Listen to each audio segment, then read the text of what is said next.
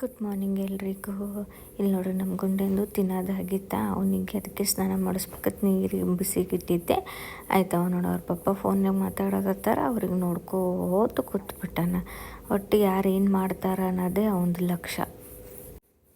ನಮ್ಮದೆಲ್ಲ ಬ್ರೇಕ್ಫಾಸ್ಟ್ ಆಗಿತ್ತಾ, ಅದಕ್ಕೆ ಮತ್ತು ಪ್ರಶಾಂತ್ ಸ್ವಲ್ಪ ಲೇಟ್ ಆಗಿತ್ತು. ಅವನಿಗೆ ಮತ್ತು ಬ್ರೇಕ್ಫಾಸ್ಟ್ ರೆಡಿ ಮಾಡಿ ಇಲ್ಲಿನ ಅವನಿಗೆ ತಂದು ಕೊಟ್ಟಿನಿ. ಇಲ್ಲಿ ನೋಡ್ರಿ ಹೆಂಗೆ ನೋಡಕತ್ತಾನ, ಅವನಿಗೆ ಬೇಕಂತದು. ನಾವು ಈಗೀಗ ನಾವೇನು ತಿಂತೀವಲ್ಲ ಅದಕ್ಕೆಲ್ಲ ಮಾಡಿ ತಿನ್ನೋದು ಕಲ್ತಾನೆ.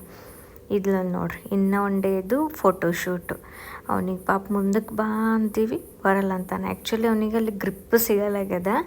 ಏನಂದ್ರೆ ಇಲ್ಲಿ ಬೆಡ್ ಮೇಲೆ ಆಮೇಲೆ ನೆಲದ ಮೇಲೆ ಕ್ಲಿಯರ್ ಇರ್ತದಲ್ಲ, ಇಲ್ಲೊಂದು ಸ್ವಲ್ಪ ಹುಲ್ ಟೈಪ್ ಇರ್ತದಲ್ಲ, ಅದಕ್ಕೆ ಮುಖ ಕೆಡಿಸಿ ಇದು ಮಾಡಾಕತ್ತಿದ್ ನೋಡಲ್ಲ. ನೋಡಿ ಪುಷಪ್ ಮಾಡ್ತಾನೋ ಏನೋ ನೋಡ್ರಿ.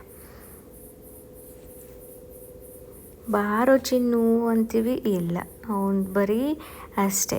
ಮತ್ತು ಇನ್ನೂ ಒಂದು ಡ್ರೆಸ್ ಚೇಂಜ್ ಮಾಡಿ ಮತ್ತು ಅಲ್ಲಿ ನೋಡು ಆಕೆ ಎಷ್ಟು ಕಷ್ಟಪಟ್ಟು ಒಂದು ಫೋಟೋ ತೆಗಿಲಿಕ್ಕತ್ತಾಳ.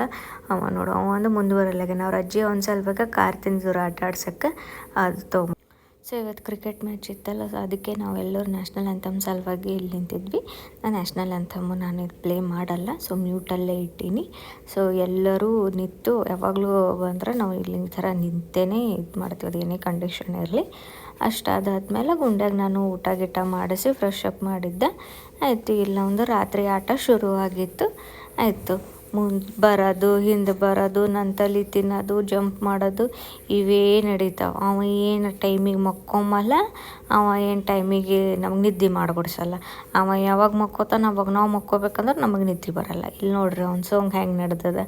ಸಾಕು ಮಲ್ಕೊರೋದು ನಾ ಅಂತೀನಿ, ಇನ್ನೂ ಬಾಯಿ ತೆಗೆದು ಇನ್ನೂ ಹಾತೆ ನಗತಾನಪನ ಅವ ಏನು ಮಕ್ಕೊಂಬಲ್ಲ.